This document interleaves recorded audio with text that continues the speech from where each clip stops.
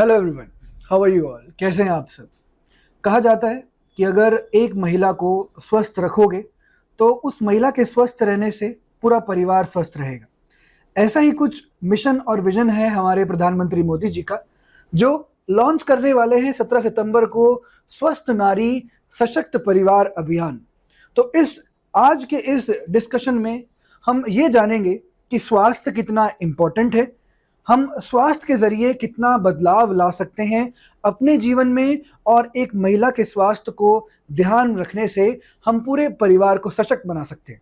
तो चलिए जानते हैं कि ये क्या मिशन है, कैसे इसको 17 सितंबर से 2 अक्टूबर तक पूरे भारत में मनाया जाएगा, इसके क्या महत्व हैं, क्या इसके लाभ हैं, कुछ इसकी चुनौतियां भी होंगी, और साथ ही साथ आगे का रास्ता क्या हो सकता है। हम अपने भारत को स्वस्थ भारत और सशक्त भारत कैसे बना सकते हैं, खास तौर पर महिलाओं पर ध्यान देते हुए। चलिए इस पर चर्चा करते हैं। चर्चा करने से पहले हमें चुनौतियों की भी जानकारी होनी चाहिए कि स्वास्थ्य के मामले में महिलाओं के साथ किस तरीके से हम देख सकते हैं कि उनको बुनियादी जो मदद है वो नहीं मिलने के कारण जो स्वास्थ्य कमजोरियां हैं महिलाओं में कितनी तेजी से बढ़ रही हैं। तो भारत में जो स्वास्थ्य बोझ है और इस अभियान का किस तरीके से इंपॉर्टेंस है उसको जानते हैं।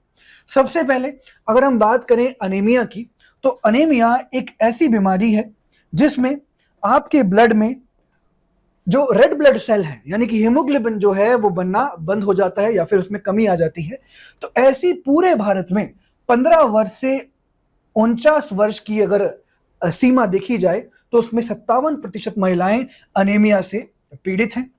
तो ये एक गंभीर डेटा हमारे सामने आता है, और ये हमारे सामने आया राष्ट्रीय परिवार स्वास्थ्य सर्वेक्षण यानी कि नेशनल फैमिली हेल्थ सर्वे, जो कि 5वां संस्करण था। 2019 से 2021 तक का डेटा हमारे सामने निकल कर आता है। उसके साथ साथ अगर हम इस बात पर ध्यान दें कि जो हमारे नॉन कम्युनिकेबल डिजीज हैं, जैसे कि ब्लड प्रेशर, रक्तचाप, शुगर इत्यादि, तो इनका भी प्रसार जो है लगातार बढ़ रहा है। ये इस प्रकार के डिजीज होते हैं, बीमारियां होती हैं जो कि किसी को छूने से या फिर आपके सांस या फिर उससे जुड़ी हुई चीजों से नहीं प्रसारित होते। ये आपके नॉन कम्युनिकेबल डिजीज है जो कि जिनका प्रसार पूरे भारत में बढ़ रहा है। उसके अलावा ये पाया गया कि एक डिजीज है sickle cell disease. Sickle cell disease एक जेनेटिक डिसऑर्डर होता है जिसमें आपकी रेड ब्लड सेल्स जो हैं उनका शेप बदल जाता है, और यहां पर हमें देखा गया कि आदिवासी जो आबादी है उसमें ज्यादातर ये केंद्रित देखा जा रहा है। कैंसर के जो एक तरीके से केस हैं वो भी लगातार बढ़ रहे हैं। 2022 के आंकड़ों को देखा जाए तो 14.6 लाख नए मामले 2022 में ही देखे गए। इसमें अलग अलग भिन्न प्रकार के कैंसर हो सकते हैं। तो ये आंकड़े हमें अपने आप में बताते हैं कि कितना जरूरी है स्वास्थ्य पर, हेल्थ पर ध्यान देना, हेल्थ से जुड़ी हुई जितनी भी स्कीम्स हैं उनको सही तरीके से लागू करना, और साथ ही साथ सबसे पहले तो इन आंकड़ों को एकत्रित करना कि हमें प्रॉब्लम किस एरिया में नजर आ रही है और उसको ठीक करना हमारा किस तरीके से अधिकार बन सकता है। चलिए देखते हैं हम कि ये जो प्रोग्राम है स्वस्थ नारी सशक्त परिवार अभियान, और साथ ही साथ उसके हम बना रहे हैं 8वां पोषण माह, 8th पोषण मंथ जो है हम बना रहे हैं। This will be celebrated from 17 September to 2 October, and ये हम लॉन्च होता हुआ देखेंगे प्रधानमंत्री मोदी जी के द्वारा 17 सितंबर को। अब ये जो हमारा मिशन है तो स्वस्थ नारी सशक्त परिवार अभियान, इसमें मुख्य बिंदु क्या है, सबसे पहले तो इसको जान लेते हैं। अब ये एक राष्ट्रव्यापी स्वास्थ्य अभियान है, मतलब कि पूरे नेशन में इसको ध्यानपूर्वक मनाया जाएगा। उसके साथ साथ इसके फोकस पॉइंट्स क्या हैं, महिलाएं, किशोरी और बच्चे, मतलब वुमेन, गर्ल्स एंड जो नवजात शिशु होते हैं उनके स्वास्थ्य और साथ ही साथ उनके कल्याण पर यह ध्यान केंद्रित करने वाला है। अब ये अभियान जो है ये निवारक यानी कि प्रिवेंशन, प्रोत्साहक यानी कि प्रमोशन, और साथ ही साथ उपचारात्मक मतलब कि क्योर की तरफ ध्यान देगा।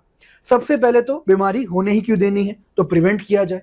उसके बाद जो जागरूकता है, अवेयरनेस है, वो प्रमोट किया जाए, और साथ ही अगर आपको कोई बीमारी हो गई है तो उसको ठीक कैसे किया जाए, उपचार कैसे किया जाए। तो ये ध्यान केंद्रित करेगा महिलाओं पर, किशोरियों पर और छोटे बच्चों के ऊपर। अब ये समझने के बाद हम देखते हैं कि किस प्रकार से ये स्कीम चलने वाली है। तो अभियान की अवधि क्या है, क्योंकि प्रारंभिक परीक्षा में आपसे ये प्रश्न पूछा जा सकता है। एक ऐसा इंपॉर्टेंट हेल्थ से जुड़ा हुआ मिशन जो कि प्रधानमंत्री मोदी जी स्वयं लॉन्च कर रहे हैं, तो ऐसे में उसकी अवधि, कौन सी बीमारियों पर ध्यान केंद्रित किया गया है, कौन सा इसमें मंत्रालय जो है रिस्पॉन्सिबल है, और इसका जो टारगेट ग्रुप है, जो इसका लक्षित ग्रुप है, वो कौन सा है। अगर आप ये चीज ध्यान रखते हैं तो आप अपने मुख्य परीक्षा के उत्तर में भी इसको ऐड कर सकते हैं, और साथ ही प्रारंभिक परीक्षा में अगर आपसे ये पूछ लिया जाए तो वहां पर भी आपको मार्क्स मिल सकते हैं। तो अगर हम इसकी अभियान की अवधि के बारे में बात करें तो ये 17 सितंबर से 2 अक्टूबर 2025 तक इसकी अवधि होगी, जो कि आपको सभी सरकारी स्वास्थ्य सुविधाओं में दैनिक शिविर यानी कि डेली आपको कैंप्स मिलेंगे, जहां पर आप जाकर अपना चेकअप करा सकते हैं, अपनी जो पुरानी बीमारियां हैं उससे आप कंसल्टेशन यानी कि परामर्श कर सकते हैं, और आगे की जो आपका सुधार है वो किस प्रकार से हो सकता है उस पर जानकारी ले सकते हैं। अब बात ये आती है कि अवधि तो बता दीजिए आपने, आप ये बताइए कि इसका स्थल क्या होगा। क्या हमें कोई बहुत बड़े अस्पताल, एम्स में जाकर इस चीज का लाभ उठाना पड़ेगा? नहीं। अगर हम स्थल की बात करें तो ये आपके नजदीकी जो आयुष्मान आरोग्य मंदिर हैं, साथ ही साथ आपके सामुदायिक स्वास्थ्य केंद्र हैं और जो जिला अस्पताल है, वहां पर जाके आप अपना इलाज करवा सकते हो। उसके साथ साथ ये देखा जाएगा कि जितनी भी हमारी इंपॉर्टेंट एक्टिविटीज होती हैं, जैसे कि आपकी बीमारी की स्क्रीनिंग करना, आपको कहीं से और रेफरल दिया गया हो कि आपने कहीं दिखाया हो, वहां पर आपको रेफरल दे दिया गया हो कि आप वहां जाकर अपने बीमारी का और अच्छे से इलाज कर सकते हैं, तो आपको सटीक जानकारी दी जाएगी। उसके अलावा आपको परामर्श यानी कि कंसल्टेशन दी जाएगी कि आप अपनी बीमारी का इलाज किस प्रकार से, किस तरीके से, किन दवाइयों से करा सकते हैं। साथ ही साथ आपको नामांकन, आपको एनरोल भी किया जाएगा एक ऐसे अकाउंट में, एक ऐसे डेटा सेट में, जो कि आपको होने वाली अन्य बीमारियों या फिर आपको हुई पिछली बीमारियों का पूरा एक ब्यौरा रखेगा। अब योजनाएं इसमें कौन सी शामिल है, क्योंकि प्रारंभिक परीक्षा में ऐसा प्रश्न आप देख सकते हो कि कौन सी योजनाएं स्वस्थ नारी सशक्त जो भारत अभियान है उसमें देखी जा सकती है। तो इसमें यकीनन तौर से हमारा जो एक इंपॉर्टेंट मिशन है, आयुष्मान भारत प्रधानमंत्री जन आरोग्य योजना, और साथ ही साथ उसके अलावा एक ऐसा हेल्थ अकाउंट है जिसकी मैं बात कर रहा था, आयुष्मान भारत स्वास्थ्य खाता, आयुष्मान भारत हेल्थ अकाउंट, जिसको आप आभा भी बोलते हैं। आभा आईडी बनती है जिसमें आपका पूरा ब्यौरा होता है कि आपको किस प्रकार से आपका बीमारियों की हिस्ट्री है और क्या बीमारी आपको हो सकती है, तो इसका पूरा ब्यौरा यहाँ मिलता है, जिससे आप जितनी भी स्वास्थ्य संबंधी स्कीम है उसका लाभ भी उठा सकते हो। अब हम आगे इसमें ये जानते हैं कि इस पैकेज में, इस पूरे सेवा पैकेज में हमें किन किन बीमारियों को देखने को मिलेगा, क्योंकि ये जो क्लिनिकल बीमारी है आपको उसमें ध्यान रखना है कि प्रारंभिक परीक्षा में तो आपसे ये पूछा जा सकता है इस पर्टिकुलर मिशन में कौन सी बीमारियां शामिल है या फिर कौन सी बीमारी शामिल नहीं है और किस प्रकार से उसको ठीक किया जाना चाहिए। सबसे पहले तो जैसा कि मैंने बताया आपको, गैर संचारी रोग जो हमारे नॉन कम्युनिकेबल डिजीज होते हैं, blood pressure, sugar, body mass index, आपकी रिस्क प्रोफाइलिंग की आपको कौन सी बीमारियां और होने का रिस्क है आपको, उसका भी ध्यान रखा जाएगा। फिर आपको लाइफस्टाइल से जुड़े हुए कंसल्टेशन आपको दिए जाएंगे कि आप अपने लाइफस्टाइल को कैसे बदलें कि आप नॉन कम्युनिकेबल डिजीज को तो कम से कम उनसे दूर रह पाएं। उसके अलावा कैंसर, ओरल कैविटी, इसको ध्यान रखा जाएगा, तो डायग्नोसिस किया जाएगा। साथ ही साथ ब्रेस्ट कैंसर से जुड़ी हुई जागरूकता भी यहाँ पर दी जाएंगी। क्लिनिकल ट्रायल के साथ साथ आपको सेल्फ ट्रेनिंग भी दी जाएगी ताकि आप अपने शरीर के बारे में बेहतर जान पाएं, समझ पाएं और टाइम रहते आप अपने आप को डायग्नोसिस सेंटर तक ले जाकर किसी बड़ी बीमारी से बच पाएं। उसके अलावा यहाँ पर एनीमिया और पोषण से जुड़ी हुई जितनी भी बीमारियां हैं उनका निदान दिया जाएगा। हेमोग्लोबिन परीक्षण किया जाएगा आपका। आयरन और फोलिक एसिड जो कि इंपॉर्टेंट होता है एनीमिया को कम करने के लिए, वो भी आपको प्रदान किया जाएगा। साथ ही साथ आपको आहार परामर्श, मतलब कि जो आपकी डाइट प्लानिंग होती है, वो भी आपको दी जाएगी, जिससे आप एक अच्छा स्वस्थ जीवन जी पाए। यही नहीं, इसके अलावा इसमें टीबी यानी कि क्षय रोग का भी मिलान किया गया है। क्षय रोग यानी कि ट्यूबरकुलोसिस, उसमें भी ऐड किया गया है, जिससे आप स्क्रीनिंग की जाएगी। आपको ये बताया जाएगा कि आपकी टीबी की स्क्रीन जो है वो किस प्रकार से, किस स्टेज पे है, ताकि आप अच्छे निर्णय, समय रहते निर्णय ले पाए। उसके अलावा जैसा कि मैंने बताया आपको, सिकल सेल जो डिजीज होता है, जो कि आपके रेड ब्लड सेल्स के आकार बदलने से आपको एक जेनेटिक डिसऑर्डर हो जाता है, यानी कि जो वंशिक डिसऑर्डर होता है, वो इंपॉर्टेंट है। उसके अलावा मातृ एवं शिशु स्वास्थ्य, अब डिलीवरी के बाद माता का ध्यान रखना, नवजात शिशु का ध्यान रखना, उसके साथ साथ जो नवजात शिशु का टीकाकरण होता है उस पर भी ध्यान केंद्रित किया जाएगा। वहीं जो हमारे आयुष अभियान है, जिसमें आयुर्वेद, योग, प्राकृतिक चिकित्सा, यूनानी, सिद्धा, होम्योपैथी, इन तमाम चीजों पर भी ध्यान दिया जाएगा। योग सत्र रखे जाएंगे। साथ ही साथ जो पारंपरिक चिकित्सा परामर्श है उसको भी ऊपर रखा गया है। और पूरे देश में इस दौरान रक्त सेवाएं, blood bank, blood donation bank भी इस्तेमाल किए जाएंगे, जो कि जागरूकता भी बढ़ाएंगे और लोगों में एक तरीके से प्रोत्साहन डालने का भी काम किया जाएगा।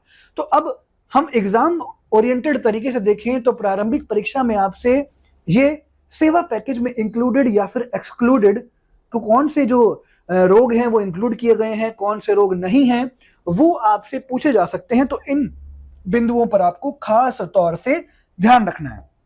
उसके बाद अगर हम बात करें कि यहाँ पर शासन और अभिसरण यानी कि इसका गवर्नेंस कौन करेगा, तो ये बहुत इंपॉर्टेंट है हमारे प्रारंभिक परीक्षा से।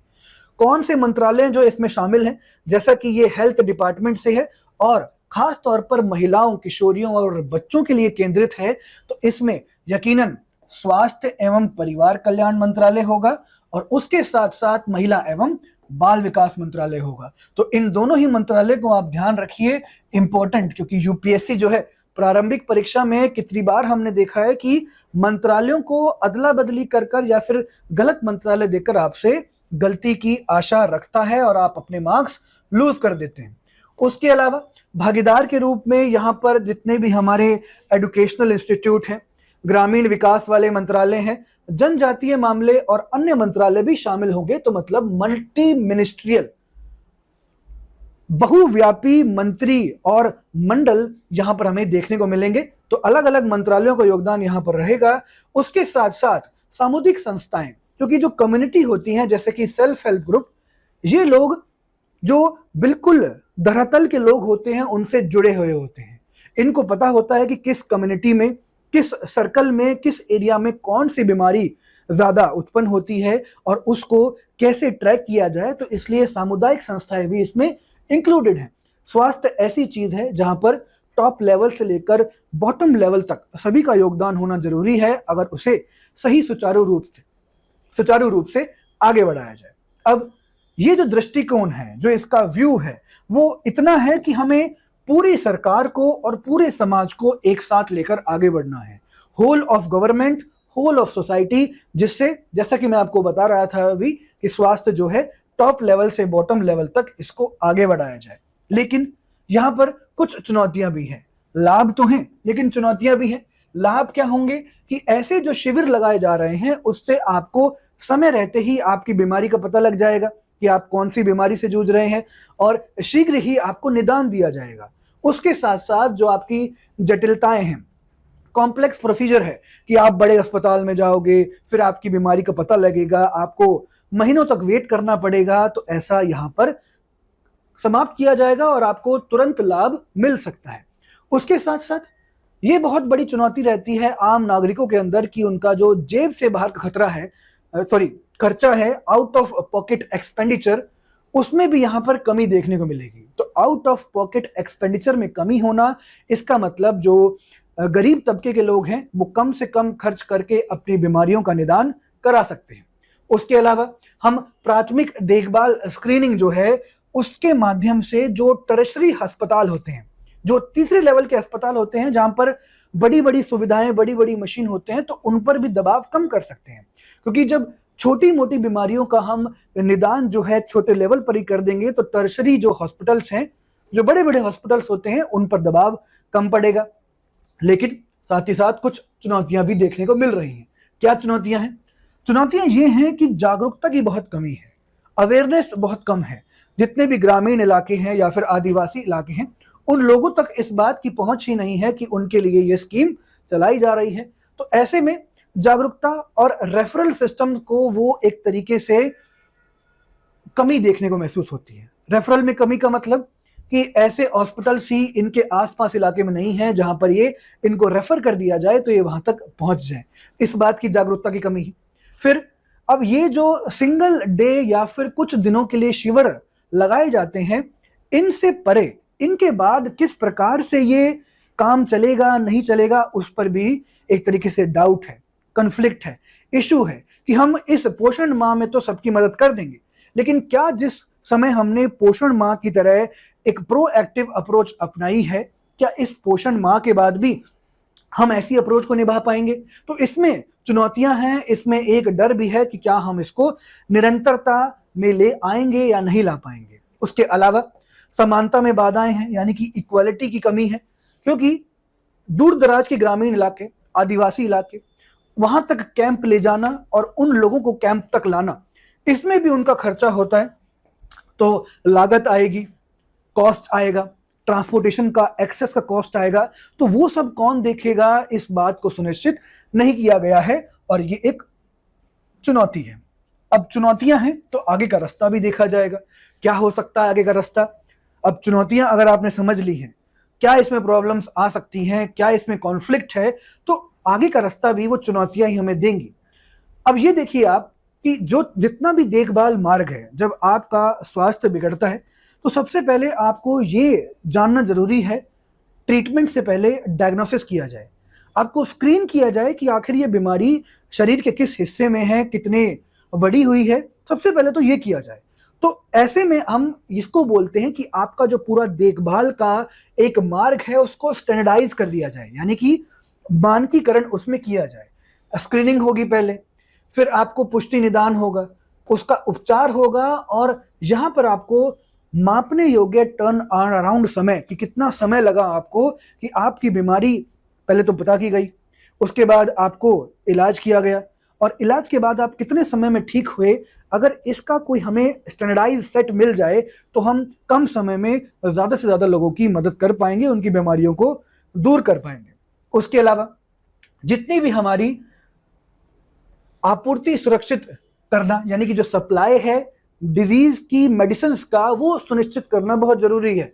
जैसे कि आवश्यक दवाएं, आयरन फॉलिक एसिड की गोली, जो सिकल सेल डिजीज की जो दवाएं हैं उनको समय पर पहुंचाना। तो ये बहुत जरूरी है कि डिजीज अगर डायग्नोसिस हो गया है, उसका पता लगा लिया गया है, तो उसके इलाज में लगने वाली मेडिसिन की सप्लाई पूर्ण रूप से वहां पर पहुंचनी जरूरी हो गई है।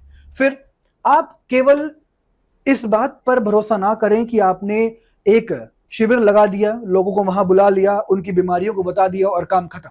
नहीं, आपको ट्रैक करना होगा कि रिजल्ट क्या हुआ, आउटकम क्या निकला, जो आपने काम किया उससे असल में किसी की लाइफ में कुछ बदलाव महसूस हुआ कि नहीं हुआ। तो परिणाम ट्रैकिंग कैसे होगा? जो हमने बात करी थी आयुष्मान भारत हेल्थ अकाउंट के जरिए, एक डिजिटल अकाउंट बनाया गया जिसमें आपकी पूरी की पूरी बीमारियां जो हैं वो लिंक की जाएंगी, और आपको हर महीने के डैशबोर्ड में नजर आएगा कि आपकी ये स्टेज थी, उसको ऐसे ठीक किया गया और आप उसमें आगे बढ़े। उसके साथ साथ टारगेट किया जाए, लक्ष्य बनाया जाए कि जो हमारा नेशनल फैमिली हेल्थ सर्वे है, राष्ट्रीय टीबी उन्मूलन कार्यक्रम है, उसका जो भी छोटे से छोटा डेटा है उसका उपयोग किया जाए, क्योंकि ये डेटा ही है जो हमें बताएगा कि किन इलाकों में कौन सी बीमारी जो है कितनी प्रकोप डाल रही है, और वहां पर हम डायरेक्ट जो है उसका इलाज वहीं इलाके में जाकर बेहतर कर पाएंगे।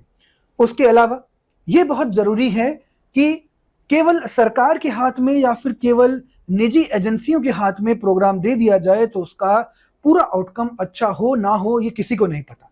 अब जरूरी ये है कि हम इसको पब्लिक प्राइवेट पार्टनरशिप मॉडल में लेकर आए, एक ऐसा स्ट्रक्चर्ड गवर्नमेंट और पब्लिक साथ ही साथ जो प्राइवेट एजेंसियां हैं उनकी पार्टनरशिप में लेकर आए, जिससे क्या हो, जो हमारे क्वालिटी चेक्स हैं वो लग पाए, हमें क्वालिटी मशीन्स मिल पाए, और सरकार जो है इसको फंड कर कर स्वास्थ्य जो है हर घर तक पहुंचा पाए, जिससे स्वस्थ नारी हो और सशक्त भारत हो। ये हमारा पूरा मिशन था जो आपके लिए जानना यूपीएससी के लिए के दायरे में तो इंपॉर्टेंट है ही, लेकिन उसके अलावा आप ये चीज अपने घर पर अपने आसपास प्रैक्टिस करके अपने जीवन को और अपने आसपास के लोगों के जीवन को बेहतर बना सकते हैं। इसी प्रकार से इंपॉर्टेंट आर्टिकल्स को हम आपके सामने लाते रहेंगे। अपना ध्यान रखिए। Thank you so much. Take care. जय हिंद।